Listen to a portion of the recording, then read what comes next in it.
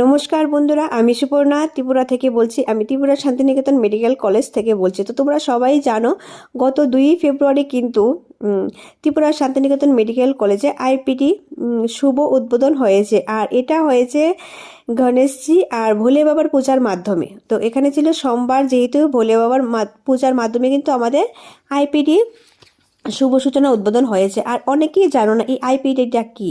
আইপিটি হচ্ছে, আমরা ডক্টর দেখানোর পর যদি আমাদের শরীরে সিরিয়াস কন্ডিশন হয় তখন কিন্তু আমাদের এডমিট করাতে হবে। যেই ব্যবস্থাটা এখানে ছিল না, যে ব্যবস্থা কিন্তু এখন থেকে কিন্তু তাও পেয়ে যাবে।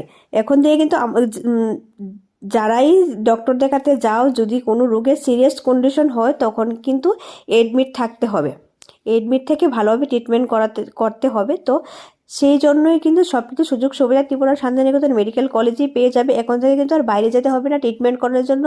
বিভিন্ন রোগ ও বিভিন্ন বড় বড় রোগের সব কিছু অপারেশন থেকে শুরু করে সব কিছুই কিন্তু এখন ত্রিপুরা শান্তিনিকেতন মেডিকেল কলেজ বা হসপিটালে কিন্তু তোমরা পেয়ে যাচ্ছ।